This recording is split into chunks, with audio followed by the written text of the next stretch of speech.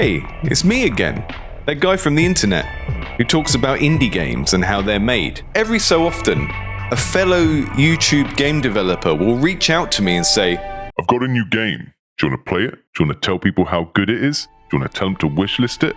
and I'll say, no, because that's not usually what I do. But when Marnix from BiteMe Games, friends of the channel, recently got in touch and said, do you want to play MMO 98? I said, yeah, why not? And there's a reason for that. BiteMe Games gave me a lot of money. They actually didn't. They didn't give me any money. But I was interested in this game for two reasons. It's an incremental game, which are supposedly hot right now. But more importantly, this is a game about making games. One of my favorite topics. I've been making games now in some shape or form for nearly 30 years, so games about making games are very interesting to me. This video will contain a review of MMO 98, but before we get there, I'm going to talk a little bit about games where you make games and a couple of examples of where I think this has been done very well and not so well.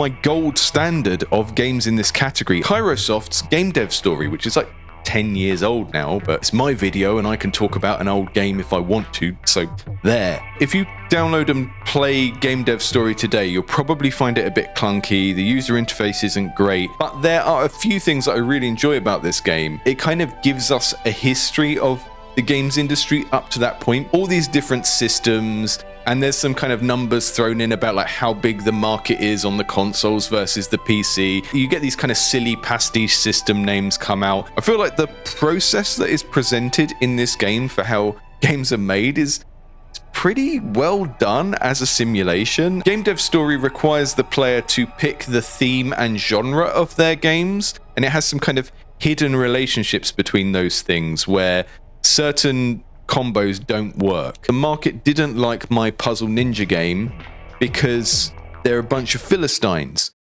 But it also gives you this tiny bit of creativity where you get to name the game, which doesn't have any mechanical effect, but the sense of ownership you get from being able to name something is incredibly powerful. Just having that combination of the theme of the game and the genre and then the name can lead to some really funny little moments of creativity as a player, coming up with names for games that are silly or rude or just historically inaccurate, like releasing Fallout 5 on the Smega Blega drive or whatever they've called it. I feel like it's a pretty good representation of how game studios work. It gives you that little bit of creativity, so as a player you can feel like you have ownership over what your studio does, but you don't actually have to create a game, because if you could do that, you'd be doing it, wouldn't you? Wouldn't you? So, from my favorite game about making a game to something that I played recently that fell quite short, this is AAA Simulator that was sent into Indies Under the Knife. If you've never seen Indies Under the Knife, it's a weekly stream I do. You can find out more about it on indiegameclinic.com.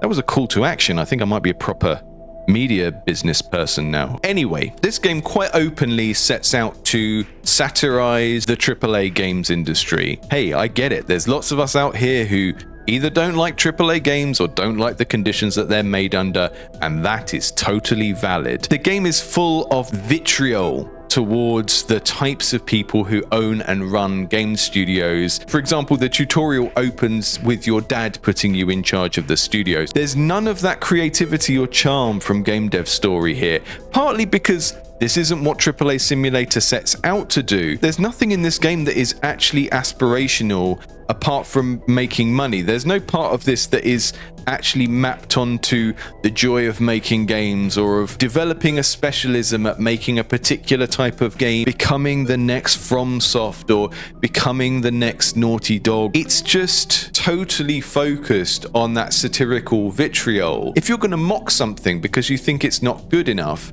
then that's really going to set you up to need to be able to do things better than that. Can you imagine if someone made it their job to sit around criticizing the hard work of other people for something that they can't even do themselves? That would be ridiculous.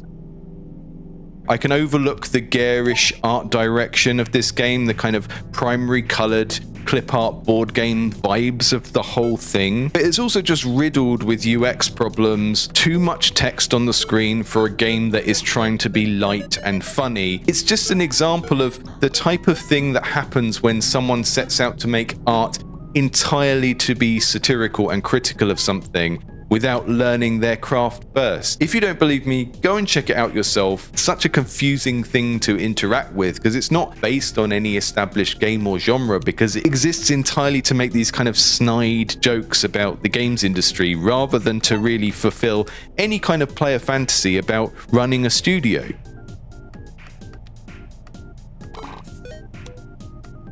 So where does BiteMe games fit in? MMO 98 is a game where you play as a studio that makes and runs massively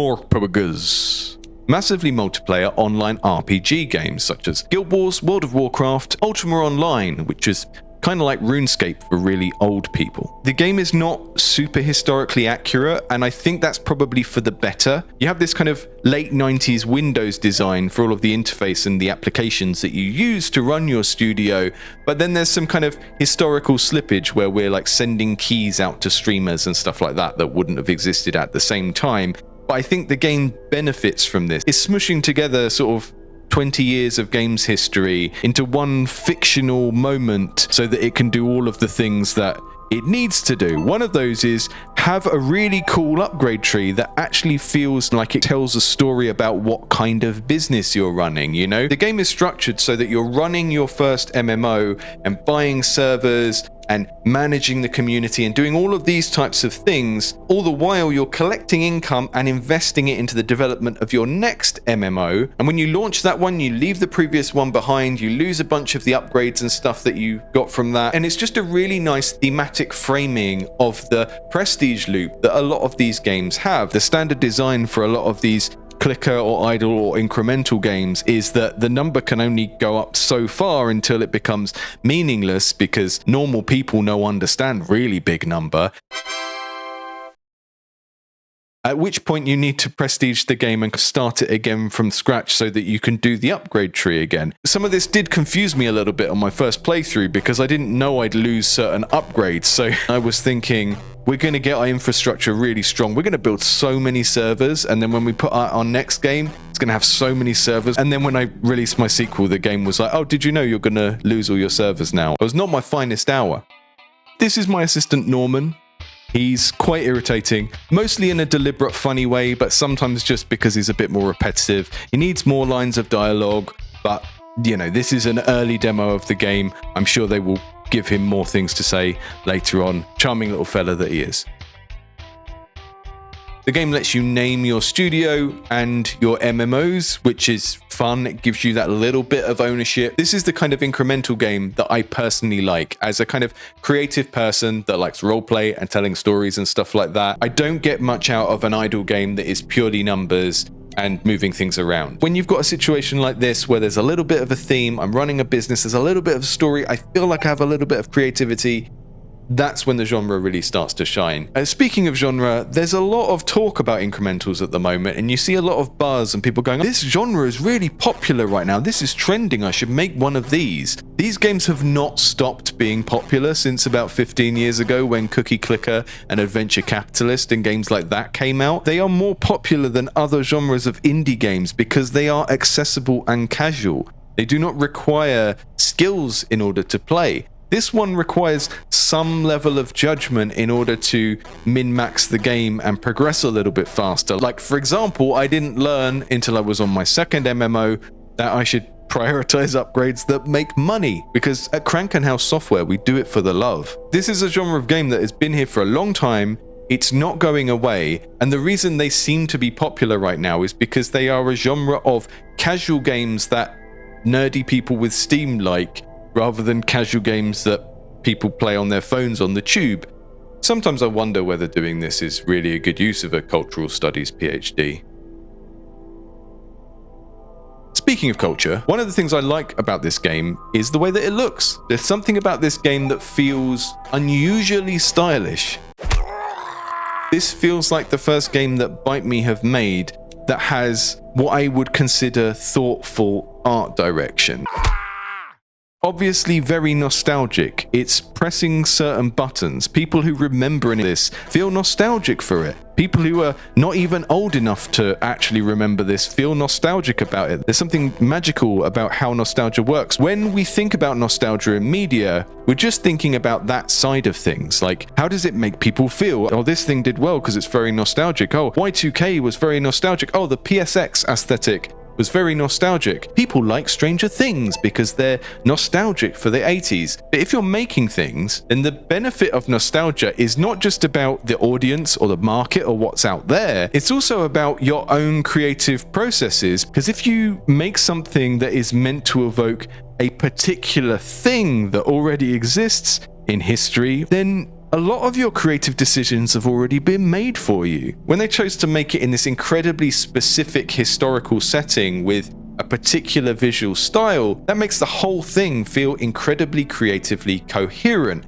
And whatever type of game you're working on or any other media project, you can learn from this. If you base your art direction and your musical choices in a particular time period, it's not just making people like it because they're nostalgic for that time period. It's making it easier to make everything fit together and make sense. Mini Metro is one of the most successful games ever about route building and about trains. They based it on a particular graphic design document that exists in the real world and enshrines all of the visual conventions that we associate with trains and subway stations. But as someone who's been following BiteMe games for a while now, since I started my own channel, I think the real success story here is them finding a game that looks great, that feels totally authentic in what it's trying to do. When you're making games, whether you're working on your own or you're starting a studio, that process isn't just about learning to make games, it's about self-discovery and learning about the sort of games that you specifically should make. And the thing that I really, really like about this game is it's so full of character that you can see that the developers really cared about the theme. You know, they put it in an aesthetic wrapper that's really appealing in its own right. There's nothing here in terms of the visuals, the art and design that is an overreach in terms of the skill set that BiteMe have. And they will quite openly tell you they are a programmer-centric studio. They don't have internal artists. They rely a lot on external art assets. I really feel like this game is them turning a corner and starting to make games that are uniquely them. This is a game in two popular genres, an OS simulator and an incremental game. And it's very easy to look at that and think of this as trend chasing and, oh, they're just releasing games in the most popular genre right now. And maybe there's a degree of that at work. But as someone who likes quirky original games, the thing I really like about this game is it feels like that studio working out the sort of thing that they really want to make. And that is a real reflection of what they think is interesting and cool. And that's what I want to see more of. That's me done. I can't do any more earnest praise right now. Thanks for watching. If you're currently making a game that you think I might like based on today's rambling video about games about making games, send it to me. indiegameclinic.com. I mostly cover games that people haven't finished working on. I cover games that aren't out yet. That's kind of my thing. So it's goodbye from me, and it's goodbye from Gnorman. Goodbye, Norman.